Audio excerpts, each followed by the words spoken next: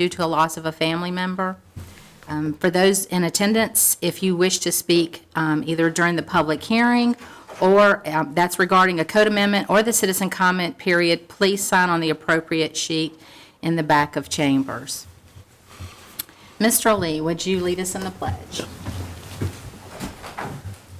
I pledge allegiance to the flag of the United States of America and to the republic for which it stands, one nation, under God, indivisible, with liberty and justice for all. Thank you, Mr. Lee. Item 3 is the adoption of the meeting agenda. Do I have a motion to approve the agenda? I'll make that motion. Thank you, Mr. Lee. Do I have a second? I'll second. Thank you, Mr. Allen. Any discussion? All in favor say aye. Aye. Any opposed? And that passes 4-0. Item 4 is items from the mayor. I have 2 things. First of all, I don't know if anybody noticed that the flags on the government buildings were half-staff today. Governor Youngkin ordered the flags to be flown at half-staff on all state and local buildings and grounds in the Commonwealth of Virginia in respect and memory of Rocky Shane Wood of the Virginia Department of Forestry. He was also the vice mayor of a town of Hayseed and the chief of Hayseed Volunteer Fire Department. He was killed while fighting a wildfire in Buchanan County. And I would like to extend my condolences to Jim Wood. This was a family member of his, and I'd like to extend our condolences to their loss. And the next item I have is the Governor of Virginia has deemed the month of March Public Purchasing Month. The City of Waynesboro has a two-person team made up of Jim Bisbee and Elizabeth Helms that handles all purchasing for this municipality. These dedicated employees handle around 60 formal solicitations and issue approximately 550 purchase orders annually.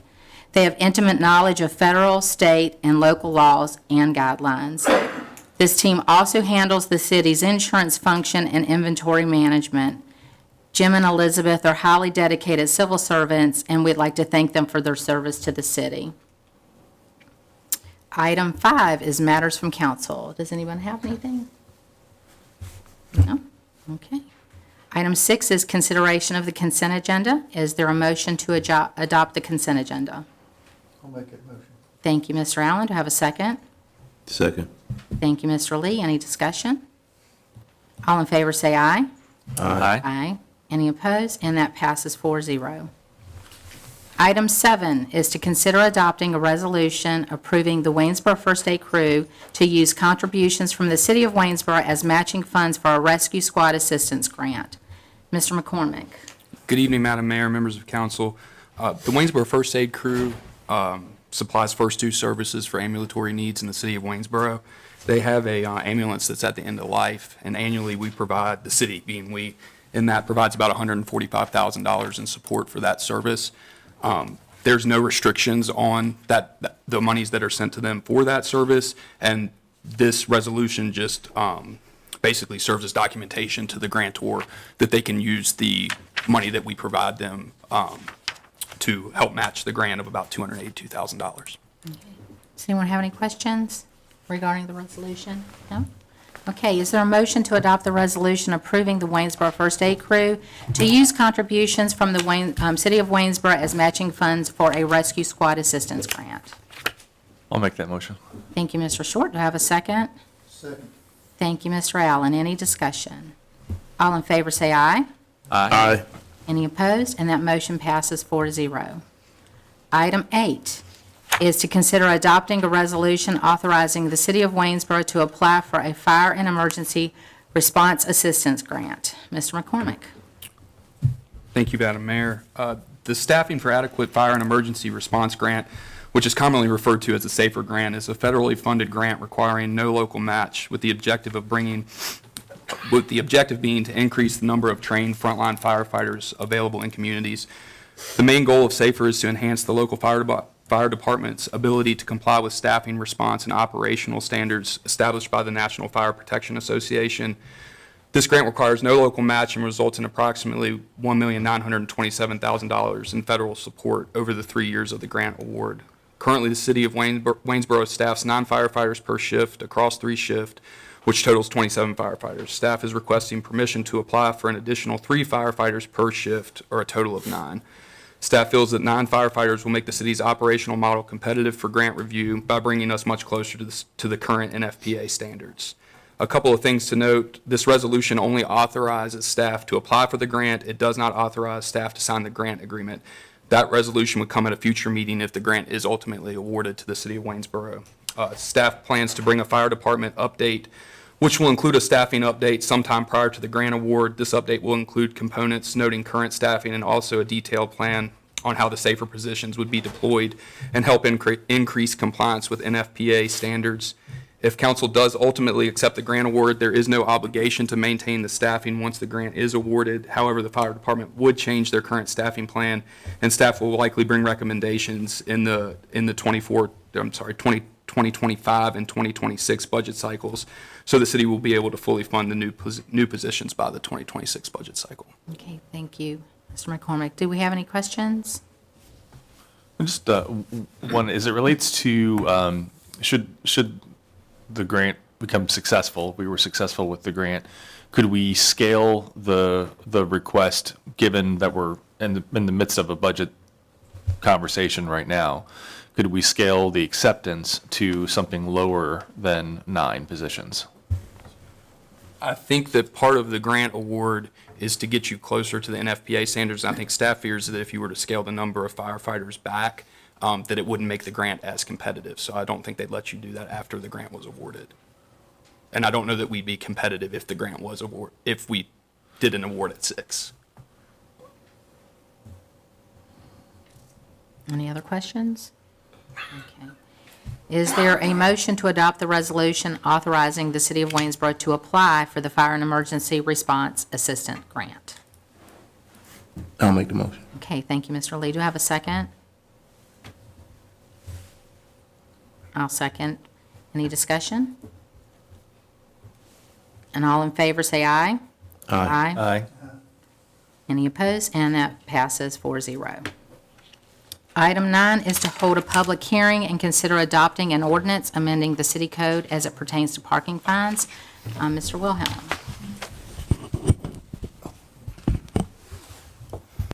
Thank you, Madam Mayor and members of council. At the February 27th council meeting, city staff presented council with a comparison of the city's current parking fine structure with various cities in Virginia, including Stanton, Harrisonburg, Roanoke, Charlottesville, and Lynchburg. The results of the survey clearly illustrated that the city of Waynesboro's parking fines are on average 50% lower for almost all offenses compared to those in neighboring jurisdictions. Satisfying parking needs in Waynesboro is nothing short of a balancing act. Our intent is to meet the growing needs of the business community while ensuring a level of service and convenience for our downtown visitors. Over the years, the city has implemented several measures to increase parking capacity and make visiting downtown more enjoyable. We removed the outdated parking meters, made adjustments to the contour of the roadway, added crosswalks, added signage to make the downtown area more aesthetically pleasing and easier to navigate. Our goal is always to ensure voluntary compliance with applicable city ordinances. Increased fines will help deter business owners, employees, and visitors from intentionally violating the law in the interest of personal convenience. Additionally, staff has included language that clearly outlines the processes for contesting a parking violation, collecting fines, and also collecting fines for delinquent parking citations. If there's any other questions, I'd be happy to answer them. Does anyone have any questions for Mr. Wilhelm? Okay. I hereby open the public hearing. And do we have anyone signed up to speak? We do not. Okay. Then I hereby close. Oh, Maybe I signed the wrong sheet. I signed this over there, sorry.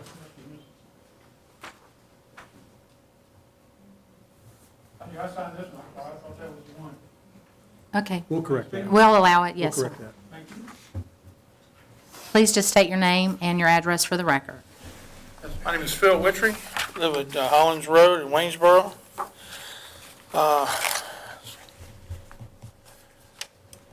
I was at the City Recycling Center on Saturday, and it's a disaster.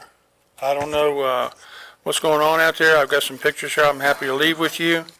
but the aluminum cans, they were overflowing the container. They were all on the ground over there, as were the plastic containers. Sir, are you Park- talking about the parking the- fines? No, I'm talking about the city recycling center. Okay. We're right now having a public hearing on Oh, I'm raising sorry. parking fines. Okay. You did sign the sorry. right sheet, so if Okay. you could just hold that thought. All right, I'll get it together. Thank you. Okay. All right. I hereby close the public hearing. Is there a motion to adopt the ordinance amending the city code as it pertains to the parking fines? I'll make it motion. Thank you, Mr. Allen. Do I have a second? I'll second. Thank you, Mr. Short. All in favor, say aye. Aye. Any opposed? And that motion passes 4-0. Item 10 is to consider introducing an ordinance amending an approved planned unit development known as Waynesboro Place at Windy Grove Drive. Ms. Tate. Okay, so this is an existing plan unit development known as Waynesboro Place, and so it's divided into 3 different blocks and identifies different uses for each block. So it's located off of Windy Grove Drive, that intersects with Rosser near the interchange. So the specific amendment is that they would like to add a hotel motel as a permitted use in Block 2. Just for some history, the last amendment to this PUD was in 2017, when a portion of Block 2 was reallocated to Block 3 for some additional apartment development. Block 2 currently is approved for many different uses: amusement recreation uses, retail uses, grocery store, office, repair or service, drugstores, etc. But a motel or hotel is not one of those currently approved uses. The current plan unit development is approved for a maximum of 3,782 vehicular trips a day in Phase 1, and the traffic kind of impact report generation shows that they would be falling within those numbers. The existing proffers, which are not requested to be changed, would require a new traffic impact analysis be completed for any development that would generate trips greater than 3,782. This just shows you the property that's along Windy Grove Drive, currently undeveloped. And this just kind of notes the existing surroundings with the apartments that are back at Windy Grove Drive, and then the other business uses along that stretch. So the current zoning, you can see in purple, is planned unit development. There's red highway business zoning in the vicinity, and then some residential development that's also adjacent. The comprehensive plan identifies this area for business development. And then this updated trip generation numbers shows the vehicular trips in the AM and PM peak hours. It notes the existing uses, so there is existing multifamily housing, 234 apartments, and then additional 120 apartments. And then the new proposed uses that would yet to be developed shows the proposed hotel use, and then kind of the different breakdown of office space, either general or medical and dental, that could still have the development fit within the 3,782 trips, of which they've already completed the roadway improvements needed for that parameter. So if you'll note, we did hold a public hearing on this specific request. It was back in August of 2022. The council did recommend that after holding that public hearing that the request be tabled for some additional kind of traffic considerations. So the applicant did provide this updated trip generation chart, and also some counts were completed on Windy Grove to get a feeling for the current amount of vehicular traffic that exists there, and to see where they were within the confines of what they identified in their trip generation report. So those things have been completed. The Planning Commission does recommend approval of the request, and staff recommends approval also. And then again, as is noted in the ordinance, all proffers will remain in full force and effect that are at the existing zoning. Okay. Does anybody have any questions? No? Okay, is there a motion to introduce an ordinance amending an approved plan unit development at Windy Grove Drive? I'll make that motion. Thank you, Mr. Allen. Is there a second? I'll second. Thank you, Mr. Short. Any discussion? Okay, this ordinance having been introduced and seconded will receive final consideration at the March 27th regular business meeting. Item 11 is to consider appointing 5 individuals to the Waynesboro Board of Building Code Appeals. I'll name those. Would you like to speak a little bit more to this, Mr.? No, not unless you'd like me to read the names and their background. Okay, That'd you be- go ahead. I'd like to do that. Number 1 is Ian Hudlow. He's a general contractor with trade experience in mechanical, electrical, and plumbing. Julian Wells, also a general contractor, property manager, and developer. Tom Elliott, retired building official. He served in Charlottesville. John Swearingen, who's a general contractor with trades experience in mechanical, electrical, and plumbing. And Greg Winkler, who's a local architect. Thank you so much. Is there a motion to appoint these 5 individuals? I'll make that motion. Thank you, Mr. Short. Do I have a second? I'll second. Thank you, Mr. Allen. Any discussion? All in favor, say aye. Aye. Any opposed? And that carries 4-0.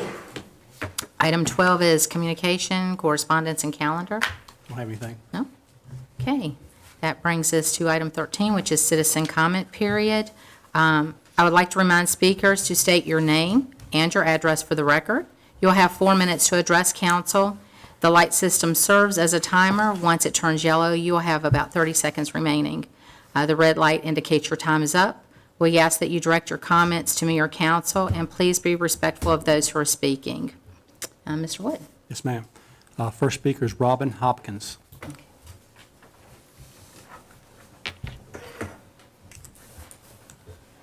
Hi, my name is Robin Hopkins. I live at 2578 Village Drive.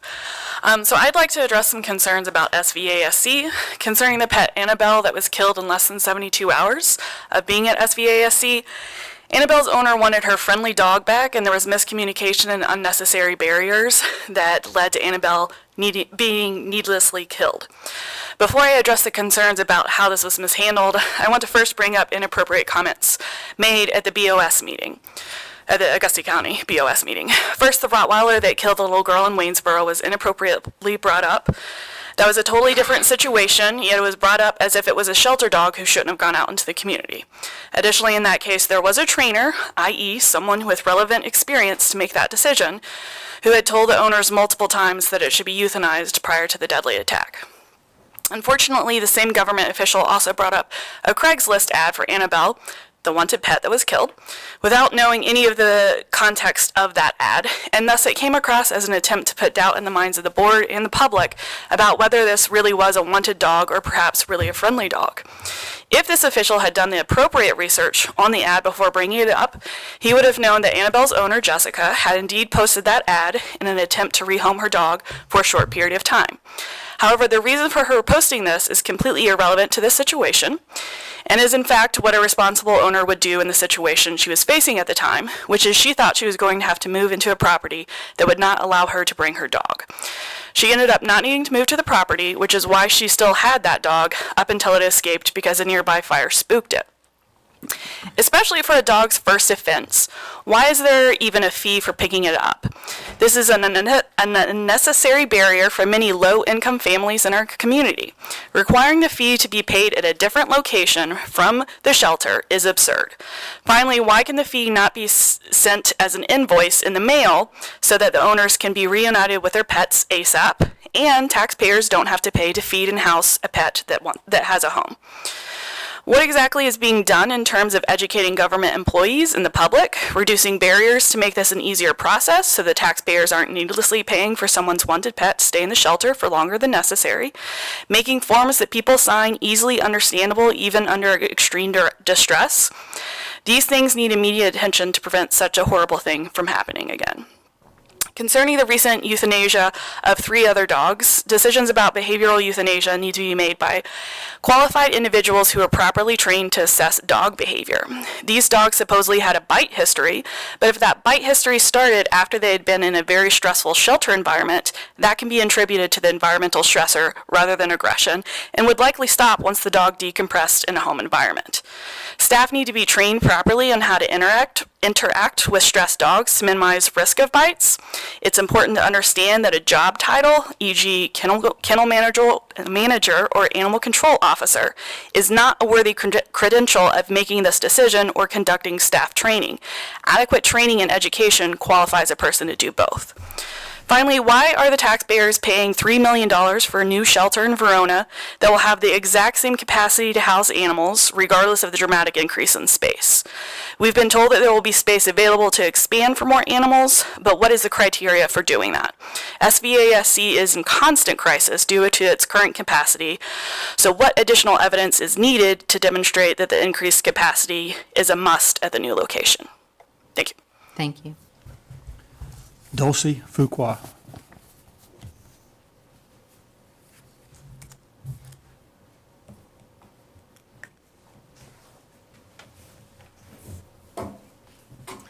Good evening, Mayor and members of City Council. As Waynesboro has ownership in the Shenandoah Valley Animal Services Center, I want to bring attention to the occurrence that happened at the end of last week and some questions that have come up since then. My name is Dulcie Fuqua, and I'm a longtime resident of Augusta County. I've always loved and had pets in my life. I have owned several dogs from the shelter and have been a volunteer there for many, many years. Today I'm here to talk about how a simple running-at-large situation with an Augusta County resident, Jessica Evans, and her friendly pet dog, Annabelle Annie, turned into her pet losing her life within 72 hours. Annabelle Annie was spooked by a local structure fire the night of February 28th. She ran to another property and was picked up by animal control before dawn the next day. After searching for her dog all day, she saw a photo of her on the shelter page. On March 2nd, she called animal control and let them know that this was in fact her dog, and she wanted to get her back. Jessica was told she needed to go to the treasurer's office in Verona and pay the fee before they would release her dog. Jessica works for Augusta County Schools as a reader's aide. She only gets paid once a month. She told animal control officer she wouldn't have the money until the 15th. At this point, he told her her only other option was to surrender her dog to the shelter. Why would an ACO suggest an owner's beloved pet be surrendered to the shelter when it is known that the shelter is busting at the seams and getting ready to euthanize for space? Reuniting the family with their pet and getting them out of an overcrowded shelter would have seemed like a much better solution. Jessica asked the ACO if she signed the surrender form if she could adopt her dog back when she had the money to pay the fees. He advised her that she could. She went to the treasurer's office to sign the form, and she asked the woman if, in fact, she could adopt her dog back, and again, she was advised yes. An issue we want to explore moving forward is the lack of due process when refusing a constituent of their personal property and getting it back. Are tickets summoned or being written? Do citizens have the opportunity to go to court and defend themselves against these charges? Some questions I have for you all is why Jessica couldn't retrieve her dog, who is considered her personal property, as soon as she found her and request that property back. I am curious whether this is legal, holding the dog in custody when she had specifically asked to pick it up. Can residents receive an invoice in the mail and pay their penalty later? This brings me to the next troubling issue. The animal control officer told Jessica, your dog was found trying to get into the neighbor's chicken coop, but didn't kill or maim any of them.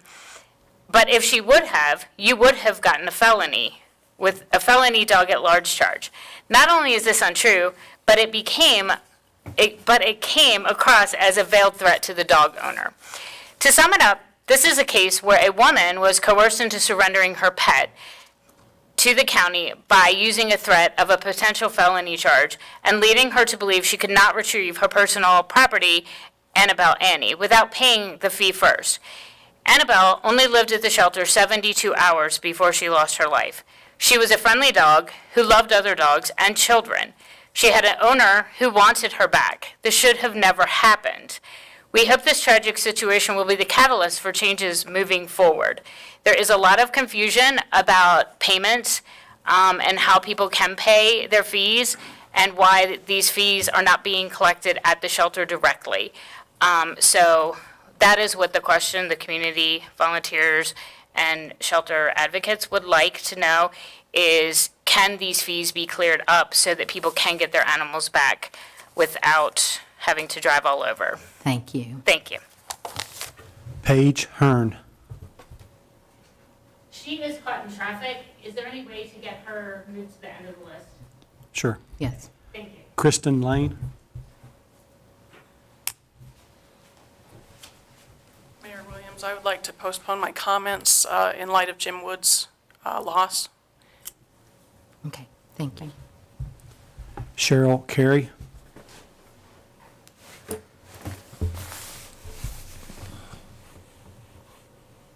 Hello, Cheryl Carey, 820 Fairway Drive. I just heard about Annabelle, and that's horrifying, that there's so much incompetence going there, and I'm a pet owner. So if I lost a pet to something, 72 hours, and a lady was asking for it, that is horrible, absolutely horrible, and that should be corrected. What I came here is, last week we were talking about the median, the statistics, how it would save lives, potentially accidents, and I was thinking about the median isn't going to stop people speeding, texting, running red lights, handheld devices. That median's not going to do any of that. What it is going to cause a block and cause people to have to do U-turns to get to the little stores that are all on the other side. So I think it's a waste of money and construction to have a median built. The problem is texting, speeding, running red lights. That's what's causing all these accidents. A median's not going to solve it. In fact, they might hit the median because they're so busy texting and everything. I just heard about the hotel that the lady was talking about, and I said, do we really need another hotel in that area? What do we have, 5? I mean, between hotels, churches, oil changes, and gas stations. That's what, whenever we see a construction going up, we said, what one is it going to be? We don't need another hotel. And my other comment is, we have a lot of nice houses going up, with a lot of nice designs, but the housing project that is right next to Martin's, I cannot believe, and I don't know who designed it, but it looks like they took leftovers from 4 different house designs and just mashed them all together. It is not, does not look good.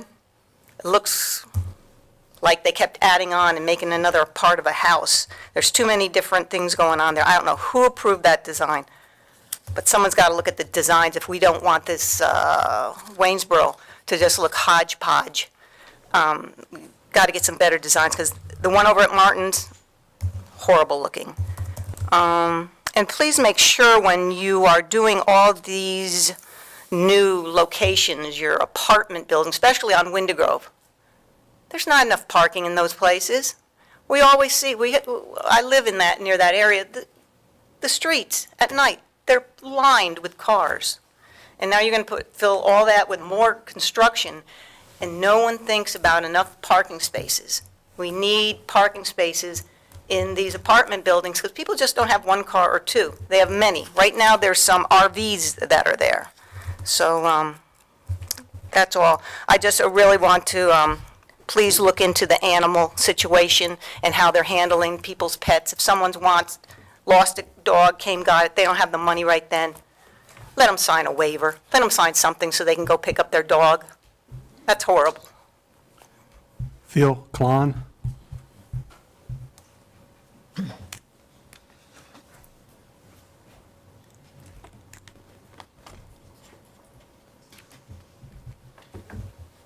Madam Mayor, City Council, I'm Phil Klon from 1150 Sherwood Avenue, Waynesboro. I know this is not on the topic tonight, but I've came across an article which I think is good, and I'm going to give it to you at the end, a copy of it, regarding how to deal with the homeless.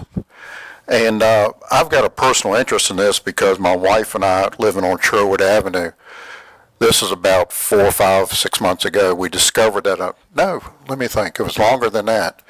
It was in the winter of last year, discovered that a homeless person was living on a small lot between our property and Homan Parkway. And really didn't like that too much, thinking and understanding. We did some checking into it, and it turns out this homeless person was a sex offender, and he had been registering with the, I don't know, you got to re-register with a sex offender list. And the really surprising thing was he listed his address as the bridge at Hoban Parkway. To me, that doesn't make any sense, but anyway. But I came across this article where this city in California, Coronado, they nearly eliminated the homeless population by coming up with this, I think, is a pretty good policy, maybe something y'all could consider when you have to deal with it. The mayor there explained that the city works with the police department and a homeless service provider to give the homeless only one option to get the help they need. That's the only option they get.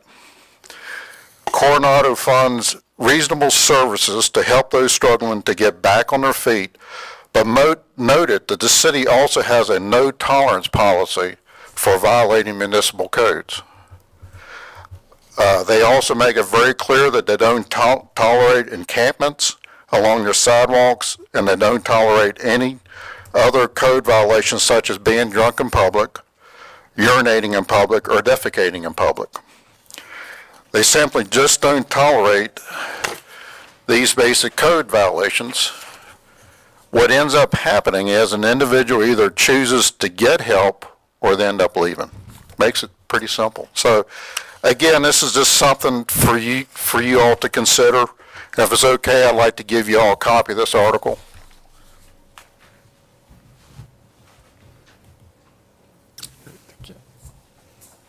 Thank you. Next speaker is Phil. I can't read your last name. Wintry. Thanks, sir. Thank you, sir.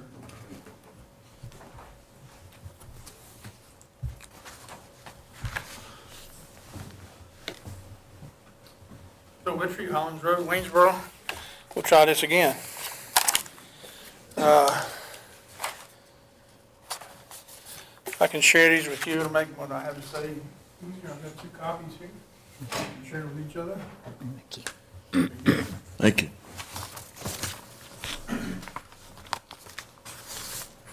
Has to do with the recycling center. I was there Saturday, to take some stuff, and as you can see by those pictures, the place is overflowing. It's a disaster. It used to be kept really nice and neat. You had plenty of containers for the plastics and the aluminum and everything else, and the paper, cardboard, but as you can see by those pictures, everything is just overflowing. At some point in time, with milk jugs and soda jugs and stuff sitting on the ground, and cans, soda cans sitting on the ground, you're going to have a rat infestation problem over there, which could be dangerous. But it's just, I actually wound up taking all the stuff home because there's no place to put it. So I don't know what the deal is going on over there, but I think you guys need to take a look at it and try to address it and see what needs to be fixed. I mean, it's just, we used to have 2 big containers for the plastics. Then you stopped taking the plastics, but now you're taking them again and putting them in these big plastic bags. I don't know the reason behind that, but if that's the way it's got to be, then you need more plastic bags. It's just a mess over there. So please take a look at that and try to address it. Thank you. Thank you, sir. Is Paige Hearn here?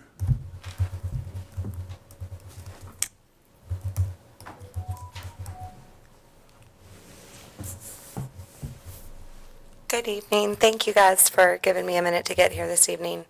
My name is Paige. I'm a resident in Augusta County, and I'm a business owner in Stanton. And I'm here to talk about the concerns with the local shelter. I want to start by saying there's no such thing as a no-kill shelter. That's a term of endearment that's unrealistic. It just makes people feel better. This being said, were the 3 dogs at the shelter for an extended period of time able to be safely in the community? I'm really not sure. But were they failed by the current system? Absolutely. If these dogs were a threat to society, why was Texas Pete posted on the SVASC website on February 11th as the nice dog of the week with a cute little photo? If Shep was considered dangerous, why was he listed last week just days before his execution as the Naughty Dog of the Week, available for adoption to the general public. And I quote, "has been mouthy lately, but does have a lot of potential, just needs to be worked with." Kennel stress and behavioral euthanasia are very real. However, the death of the 4 dogs last Friday is directly attributed to poor management of the dogs and lack of utilization of resources. Rescues and long-term volunteers, including myself, have been ostracized. Dogs are not being assessed for placement. Dogs are not being promoted for adoption or rescue. Applications aren't being processed in a timely fashion. Volunteers and staff aren't being trained. Dogs are not getting the exercise and mental stimulation they need to be able to survive. Basic immunizations and vet care are being overlooked. Trainers available to come evaluate the dogs are no longer being utilized. Photos and bios are not being updated. While the CAT program at SVASC continues to thrive under Tracy's care, the dog program is failing miserably, and those 4 dogs paid the ultimate price last Friday. Some ideas for long-term steps needed for change. An advisory committee needs to be selected for implementation of shelter policies and procedures, proper training of staff and volunteers, and input on all new hires going forward. This committee should have a representative from all aspects of animal welfare that have extensive experience with shelters. Additional staff and training are needed to get the dog program back on track. A training program should be created, approved, and implemented by the advisory committee for all staff and volunteers. Owners' meetings for the 3 municipalities and shelter planning should be moved to a time in the evening when constituents are able to attend and give input. If there is a verbal or written policy that prevents animals at the shelter from being shared when they're at risk of euthanasia for space or behavior, that needs to be changed immediately. The community has always stepped up when asked for help, and as a concerned taxpaying citizen, we deserve to know what's going on. There are lots of professional trainers that will evaluate animals to assist in decisions on training, availability for adoption, and consultation prior to behavioral euthanasia. These individuals have volunteered their time in the past, but the kennel manager and staff there no longer contact them. When Erin was there, she took advantage of these opportunities and saved so many lives by being proactive. A professional evaluation is beneficial to the dog, the shelter, potential adopters, fosters, and rescues in being able to find an appropriate home. Excuse me. It also helps to reduce the risk of placing a dog into the wrong home. Vet care, vaccinations, and inoculations are not happening in a timely fashion for dogs at SVASC. There should be a protocol created and implemented by the advisory committee that ensures dogs are getting the proper care and vaccine needed to operate a municipal shelter while keeping both staff and animals safe. Spay and neuter of shelter animals should be done as soon as appointments are available. If there's a contract with the SPCA clinic, that needs to be terminated immediately. One clinic does not have the ability to effectively support the community and a municipal shelter. Additional clinics should be utilized to help ensure that pets are altered and can be moved out of the shelter in a timely fashion. A new shelter costing taxpayers almost $3 million without any increase in capacity is a complete waste of money. The combined average growth for the 3 municipalities in the last 11 years is 6.9%. How on earth does a state-of-the-art shelter with no additional space make sense to anyone in this room?